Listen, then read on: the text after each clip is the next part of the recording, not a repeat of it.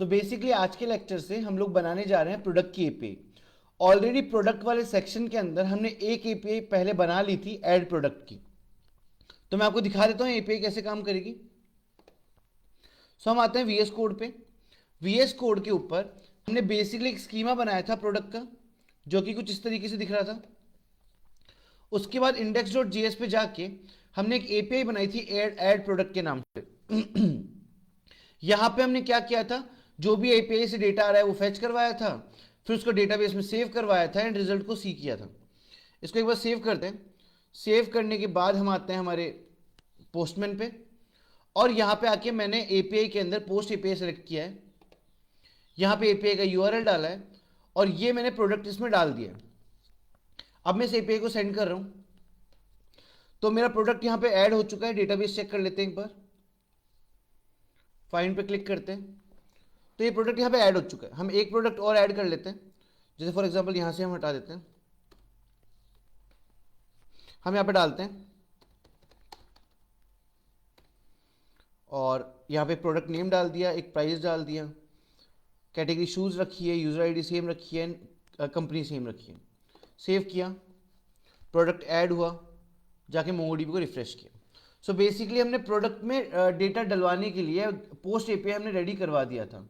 अब बेसिकली हमको रेडी करना है गेट एपीआई। तो हम आते हैं वापस कहाँ पे, हमारे सेक्शन पे। यहाँ पे आने के बाद अगला जो सेक्शन है मेरा वो है गेट वाला। तो मैंने यहाँ लिखा ऐप डॉट गेट और यहाँ लिख रखा है प्रोडक्ट्स। प्रोडक्ट्स के अंदर बेसिकली यहाँ पे हमने असिंक डाल लिया था और रिक्वेस्ट एंड रिस्पॉन्स कर लिया था। तो हम सबसे पहले तो जाके एपीआई के लिए यूआरएल का लिंक चेंज कर देते हैं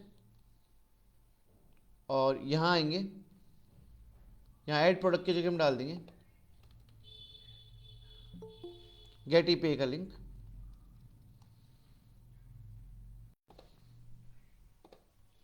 अब गेट एपीआई के लिंक के बाद यहाँ से पोस्ट हटा के गेट पे जाएंगे और इसको एक बार सेंड करेंगे।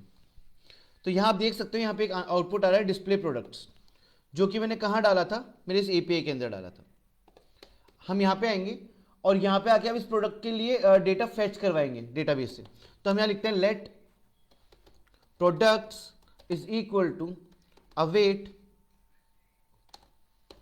और अवेट के आगे लगा देते हैं product dot find, product dot find. So यहाँ पे क्या हो रहा है, जो हमने हमारा यहाँ पे स्कीमा बनाया था डेटाबेस का स्ट्रक्चर, वो स्ट्रक्चर का नाम हमने ऊपर यहाँ पे प्रोडक्ट डाल रखा है, आप देख सकते हो ये रहा। तो हमने उस स्कीमा को या उस टेबल स्ट्रक्चर को कॉल किया और एक फंक्शन कॉल किया है जिसका नाम है फाइंड, जो कि डेटाबेस से डेटा लेके आता है हमारे लिए।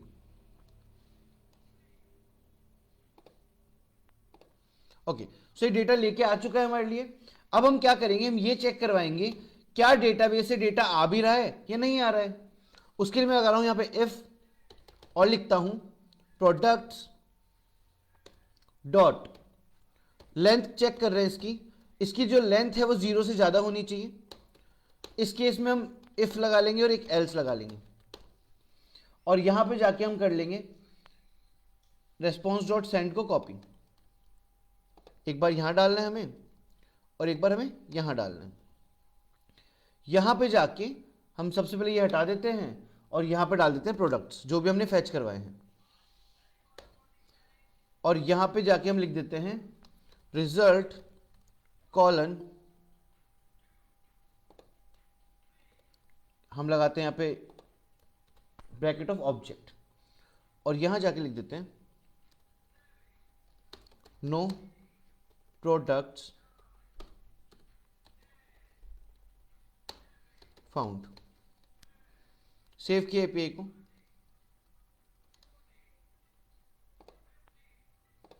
और एक बार चेक कर लेते हैं। हम आते हैं पोस्टमैन पे, अब एपीआई को हिट मारते हैं। तो आप देख सकते हो एट द बिलो सेक्शन हमारे पास 2 प्रोडक्ट थे, दोनों प्रोडक्ट हमारे पास यहाँ पे आ चुके हैं। वापस एक बार रिकॉल करवाता हूँ, हमने क्या किया है, हमने हमारे टेबल के नाम को कॉल किया है, उसके साथ एक फंक्शन लगाया फाइंड, जो कि क्या करेगा, डेटाबेस से डेटा फेच करके लाएगा। ये सारा डेटा आ गया प्रोडक्ट्स नाम के वेरिएबल में।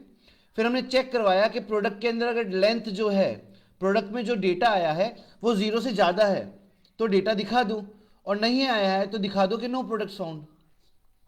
सो इसके साथ हमने क्या कर दिया है, हमने डिस्प्ले प्रोडक्ट की एपीआई भी कर दी है। Now we are moving to the next, that is delete API. So हम डिलीट की एपीआई पे जाने वाले। डिलीट की एपीआई के लिए हम लोग क्या करेंगे, यहां पे हमने लगा रखा है डिलीट करके, और हमारा यूआरएल जो है वो प्रोडक्ट्स ही है यहाँ पे। इसके आगे लगा देंगे एक स्लैश, और स्लैश लगा के हम कॉल कर देंगे यहाँ पे एक प्रोडक्ट आईडी को। मैं ये वाली प्रोडक्ट आईडी कॉल कर देता हूँ, यहां जाके मैं डालता हूँ ये प्रोडक्ट की आईडी इस तरीके से, ठीक है। और यहां पे जाके सेट कर देता हूँ इसको डिलीट, और अभी मैं रन नहीं कर रहा, यहां पहले एपीआई बना देते हैं। तो डिलीट के लिए क्या करना है, सबसे पहले आपको यहां जाना है और एक वेरिएबल बना लेना है। आप किसी भी नाम से बना सकते हैं। फिर आप लिखेंगे अवेट, फिर आप कॉल करेंगे प्रोडक्ट नाम का जो आपका स्कीमा है उसको, dot, and you will apply a function that is delete one.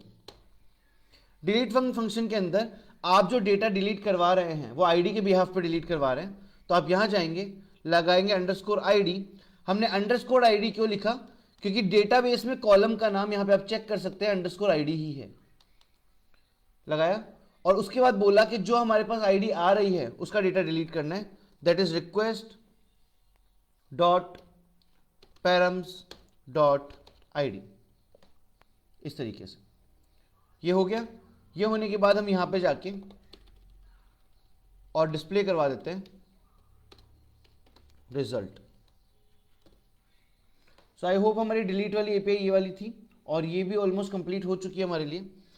एक बार इसको हम टेस्ट भी कर लेते हैं, एक प्रोडक्ट को डिलीट करके इसको सेव करते हैं।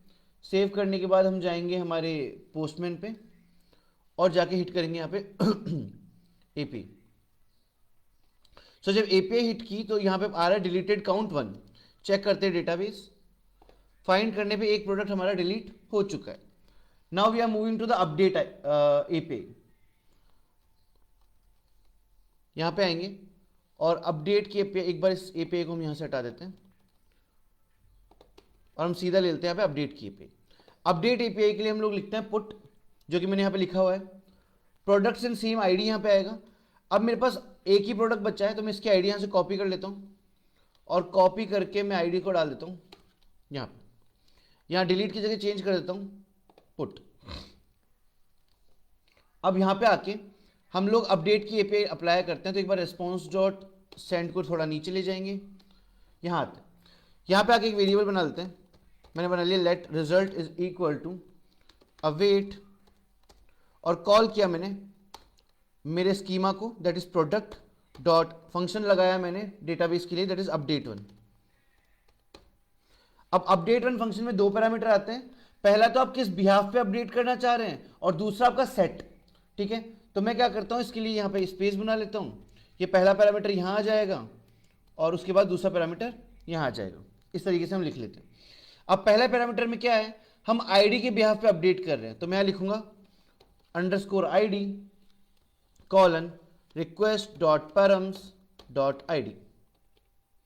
और सेकंड पे आएगा सेट। सेट मतलब किस चीज को चेंज करना चाह रहे हैं हम, तो वो हम लिख देते हैं dollar set colon request dot body. जो भी डेटा हम डाल रहे हैं वो सारा चेंज हो जाना चाहिए।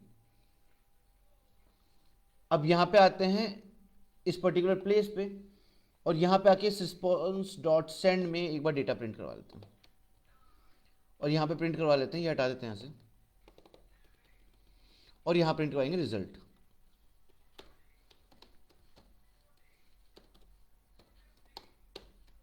सेव करते हैं और एक बार हिट करते हैं एपीआई को। तो मैं क्या कर रहा हूँ, मैं सारा डेटा नहीं चेंज कर रहा हूँ, मैं सिर्फ यहाँ से ना ये सब कुछ हटा देता हूँ और ये सब कुछ हटा देता हूँ और नेम भी हटा देता हूँ मैं यहाँ से। मैं सिर्फ अपडेट कर रहा हूँ प्राइस, और प्राइस में कर देता हूँ, अभी उसकी कितनी प्राइस है देख लेते हैं। इसकी प्राइस है 11,000, हम इसको कर देते हैं 12,000, 12,000 की, और सेंड करते हैं एपीआई। इसने बोला बेसिकली हाँ matched count 1 and updated 1। Refresh करते हैं, आप देख लीजिए प्राइस हो गई है 12,000। सो बेसिकली हमने प्रोडक्ट की 4 एपीआईज थी, जो बेसिक 4 एपीआईज होती है। पहला ऐड प्रोडक्ट, सीक्वेंस क्या था, आप प्रोडक्ट नाम की स्कीमा को कॉल करें, सेव नाम के फंक्शन से सेव नाम के फंक्शन से इंसर्ट करवा दें। सेकंड प्रोसेस था जहां पे हमको सारे प्रोडक्ट डिस्प्ले करवाने थे।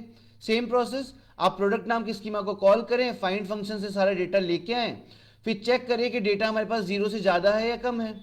अगर 0 से ज़्यादा है तो प्रोडक्ट्स को डिस्प्ले करवा दें, अदरवाइज रहने दें।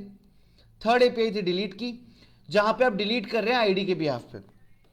तो आपने प्रोडक्ट स्कीमा को कॉल किया, फिर आपने एक फंक्शन लगाया डिलीट वन, और आईडी के बिहाफ पे प्रोडक्ट को डिलीट करवा दिया। And the last API was update का एपीआई, जिसको हम पुट एपीआई भी बोलते हैं। यहां पे आपने प्रोडक्ट स्कीमा से अपडेट वन फंक्शन को कॉल किया है और ये बताया है कि आईडी के बिहाफ पे जो भी डेटा डाला जाए वो डेटा अपडेट हो जाए। सो ये ओवरऑल हमारा प्रोडक्ट का एपीआई था जो हमने कंप्लीटली चारों फेजेस में कंप्लीट कर लिया है। Thank you so much for this lecture.